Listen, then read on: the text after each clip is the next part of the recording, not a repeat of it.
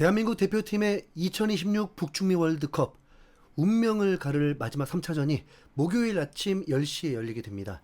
한국 월드컵 출전 최초로 마음 편히 시청하는 3차전이 되길 바랬지만 그런 일은 일어나지 않았습니다. 대한민국은 2002년 한일 월드컵 때조차도 1승 1무를 하고도 3차전 결과에 따라서 탈락할 수 있는 위기가 있었습니다. 조 2위까지만 16강에 진출하게 되는데 폴란드가 최약체가 돼버리고 한국, 미국, 포르투갈의 3파전이 되면서 미국, 포르투갈이 2승을 해버리면 대한민국이 탈락이었습니다. 더구나 그 시나리오는 충분히 가능한 상대가 당시에 FIFA 랭킹 5위의 포르투갈이었으니까요. 한국은 비기기만 해도 16강 진출이 확정되지만 그건 하늘만이 알고 있었죠.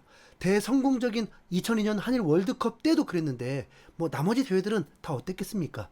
피가 마르는 3차전이었죠. 그런데 이번 3차전은 좀 다릅니다. 분명 자만할 정도로 여유가 있습니다. 일부 대한민국 축구에 불만이 많으신 분들은 깎아내리기에 몰두하면서 탈락할 거라고 하지만 현실은 67위 아프리카 팀 남아공을 상대로 비기기만 해도 조 2위로 32강에 진출하게 됩니다. 하지만 선수들은 비기는 것을 원하지도 않습니다. 멕시코와의 경기에서 석패한 후에 더 열받아서 남아공을 꺾겠다는 각오입니다. 대한민국 선수들과 코칭 스태프들은 언론을 믿지 않고 지금 귀를 닫은 채 자기들만의 길을 가려고 하고 있습니다.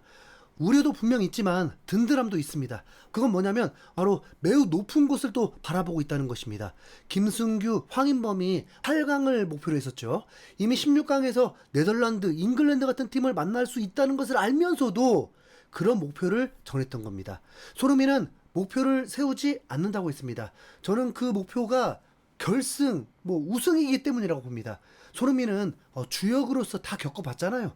그리고 이강인도 인터뷰를 통해서 매우 진지하게는 아니었지만 당연하듯이 우승이 목표라고 했습니다.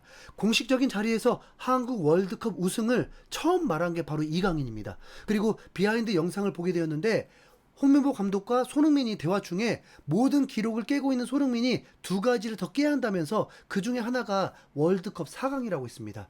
선수들끼리 똘똘 뭉쳐 있다는 건 그래도 큰 위안입니다. 전력상으로는 남아공을 이기는 건 당연하고 몇 골을 넣을 것이냐가 중요하게 되는데 이번 월드컵은 전력 분석으로 결과를 예측하기가 매우 어렵습니다.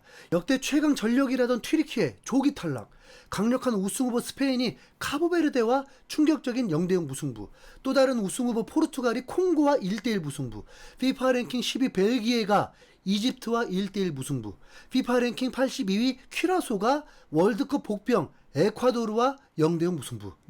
48개국이 출전하는데 82위 팀이 참가한 것부터가 이상한 건데 경기에서 무실점을 거둬버렸습니다. 심지어 카보베르데는 우루과이를 상대로도 2대2 무승부를 거두면서 정말 난리가 난 상황입니다.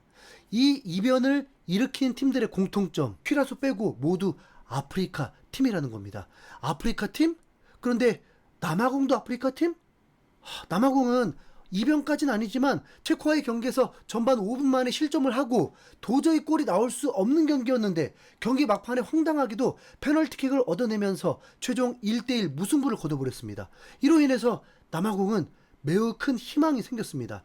남아공이 한국을 이기면 조 2위가 될 수 있는 기회를 얻은 거죠. 대한민국은 지금까지 아프리카 팀을 2006년부터 꾸준히 상대하게 되었습니다. 2006년 토고, 2010년 나이지리아, 2014년 알제리, 2022년 가나까지. 그런데 성적이 1승 1무 2패고요. 모든 경기에서 실점을 했는데 4경기 평균 실점이 무려 10실점입니다. 당시에 토고, 나이지리아, 알제리전은 그래도 정배일 수 있었는데 카타르 월드컵 때 한국 가나전은 그야말로 충격이었습니다. 한국은 랭킹이 28위, 가나가 61위였는데 이 가나에게 그것도 쿠두스에게 털려버리면서 전반에만 2실점, 최종 3대2로 2대3으로 패배를 했습니다. 이 정도면 한국은 월드컵에서 아프리카 팀과 상성이 맞지 않는다고 봐야죠. 물론 월드컵에서 기록입니다. A매치로 넓혀보면 2022년 월드컵 치르기 전 A매치에서 이집트를 상대로 4대1 대승을 거뒀습니다. 이때도 조규성이 득점을 했었죠. 그리고 2023년 클린스만이 맡았을 때 대한민국은 튀니지를 상대로 4대0 대승을 거뒀습니다.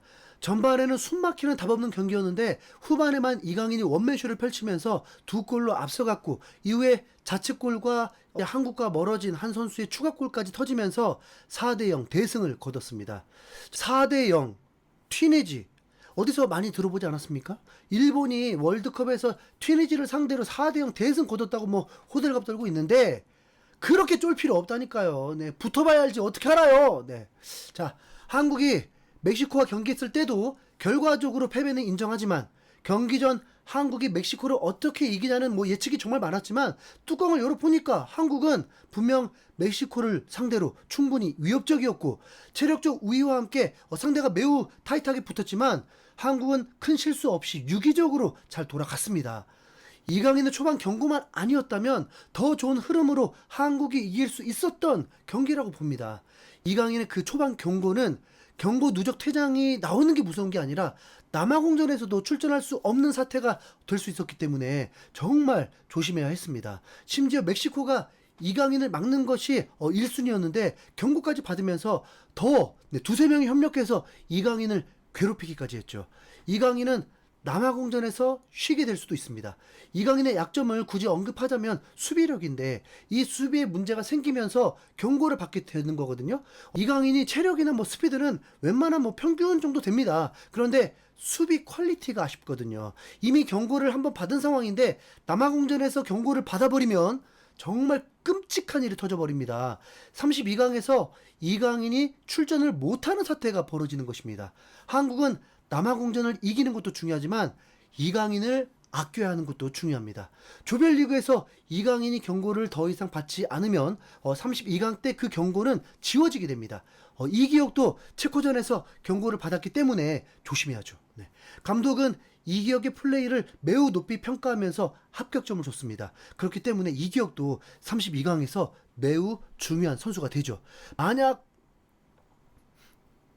만약 이강인이 출전을 못하게 되면 한국으로선 진짜 매우 큰 손실입니다. 특히 이강인이 아프리카 팀을 상대로 매우 좋다는 겁니다.